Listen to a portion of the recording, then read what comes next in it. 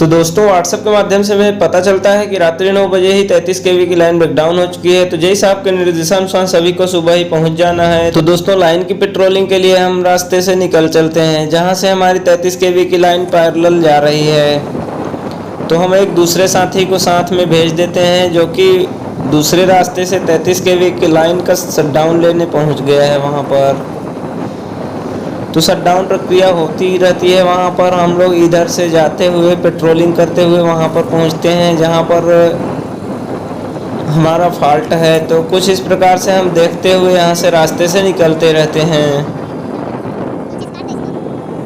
तो लाइन हमारी 33 केवी की ये लगभग 22 किलोमीटर दूर है। तो दोस्तों कुछ दूर तक हम चलते रहते हैं जहाँ तक हमारा फॉल्ट नहीं मिल जाता है। दोस्तों लाइन पर काम करने से पहले हमें सुनिश्चित करना होता है कि वह लाइन पूरी तरह से निर्जीव हो चुकी है तथा सभी सुरक्षा सावधानियां बरत ली गई हैं तथा उस लाइन को अर्थ कर दिया गया है। तो कुछ इस प्रकार से हमारी पेट्रोलिंग चलते रहती है। दोस्तों 33 केवी की लाइन बहुत ही सेंसिटिव होती है। यहाँ पर कहीं पर भी अगर कुछ भी टच हो जाता है तो यह लाइन ब्रेकडाउन में चली जाती है। तो दोस्तों चलते चलते हम उस जगह पर पहुंच जाते हैं जहां पर फॉल्ट होता है। वहां पर हम पहुंचते हैं तो देखते हैं 33 केवी लाइन पर एक बांस का पेड़ गिर गया है जिसकी वजह से 33 केवी की लाइन अर्थ फॉल्ट की वजह से ब्रेकडाउन हो चुकी है। तो यहां पर हम पहुंचने पर उस बांस को कटवा देते हैं जो कि 33 केवी की लाइन पर पड़ा हुआ था। तो उसको कटवाने पर हम यहाँ पेड़ गिरा हुआ है 33 केवी की लाइन पर गिरे होने की वजह से वो चलती हुई लाइन से वह डैमेज हो चुका है। तो दोस्तों यहाँ पर आप देख रहे हैं वह बांस किस प्रकार से झुलस चुका है।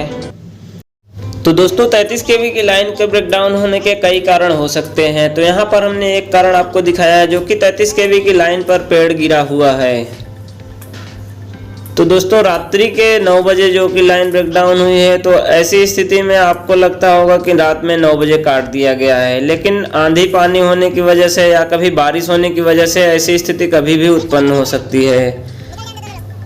तो दोस्तों यह काफ़ी लंबी लाइन थी जिससे कि रात में इसका पेट्रोलिंग हो पाना संभव नहीं हो पा रहा था, जिसकी वजह से हम लोग यहाँ पर सुबह निकलते हैं। तो ऐसे में उपभोक्ताओं को लगता है कि लाइन को बंद करके सभी लोग आराम से सो रहे होंगे, लेकिन ऐसा दोस्तों कभी भी नहीं किया जाता है। एक बिजली कर्मी की वजह से ऐसा भी कभी भी नहीं होता है।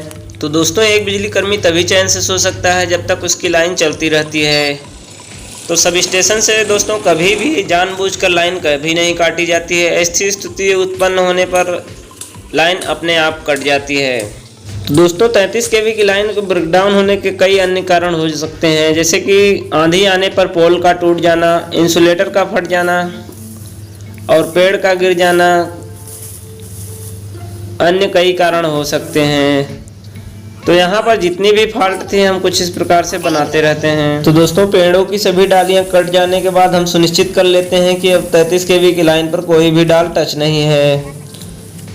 तो पूरी तरह से यहाँ सुनिश्चित हो जाने के बाद हम आगे की पेट्रोलिंग के लिए पुनः निकल चलते हैं। पुनः से पेट्रोलिंग करते हुए हम सब स्टेशन की ओर आगे बढ़ते चले जाते हैं। लाइन लंबी होने की वजह से हमें थोड़ा समय लगता है। तो दोस्तों ओवरहेड लाइनों में सबसे बड़ी समस्या यही होती है कि यह कभी भी बारिश या आंधी के मौसम में जब भी आंधी या बारिश तेजी से चलती है तो आसपास के पेड़ जो डालियाँ टच हो जाती हैं, जिसकी वजह से लाइन ब्रेकडाउन हो जाती है तथा शॉर्ट सर्किट होने का खतरा बना रहता है। दोस्तों इन लाइनों का रिले इतना सेंसिटिव होता है कि कोई भी फॉल्ट आने पर तुरंत ट्रिप कर देता है। दोस्तों लाइन ट्रिप होने के बाद जब तक उसका फॉल्ट दूर न किया जाए तब तक लाइन को चालू नहीं किया जा सकता। दोस्तों 33 केवी की लाइन का फॉल्ट हो जाना एक लंबी प्रक्रिया हो जाती है। जैसा कि आपको यहाँ पर दिख रहा होगा हमारी 33 केवी की लाइन जो कि 22 किलोमीटर लंबी है। तो दोस्तों बारिश के मौसम में कभी कभी आकाशीय बिजली गिरने से इंसुलेटर का फट जाना या तार का टूट जाना भी एक लाइन बंद होने का कारण हो सकता है। तो दोस्तों दो तारों का आपस में सट जाना ओवर करंट फॉल्ट तथा लाइन का ग्राउंड हो जाना अर्थ फॉल्ट कहलाता है। तो दोस्तों ओवरहेड लाइन होने की वजह से इसका फॉल्ट ढूंढना बहुत ही आसान होता है, जिससे कि हम आप यहाँ पर देख रहे होंगे हम 33 केवी की लाइन को केवल पैरेलल में देखते हुए जा रहे हैं, जिससे हमें फॉल्ट का पता चलता है।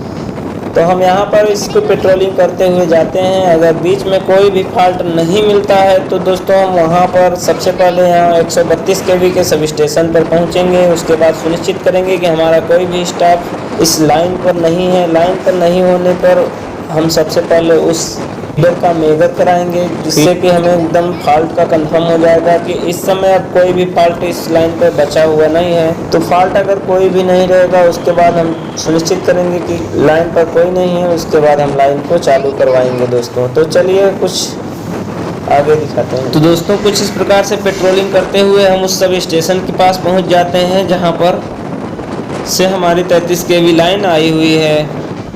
तो वहाँ पर सब पहुँचने के बाद हम सुनिश्चित कर लेते हैं कि कहीं पर कोई भी फॉल्ट नहीं है, तथा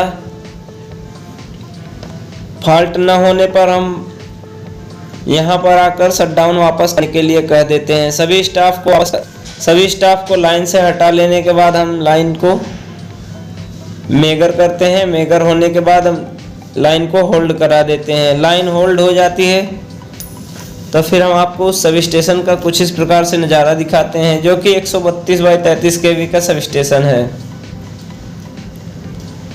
यह एक प्रकार का ट्रांसमिशन सब स्टेशन है जहां पर आप कुछ इस प्रकार से उपकरण लगे हुए हैं। ट्रांसमिशन टावर्स, ट्रांसफार्मर जो कि यहाँ आपको दिख रहा है 40 MVA का है। सब स्टेशन, स्विच यार्ड कुछ इस प्रकार से है।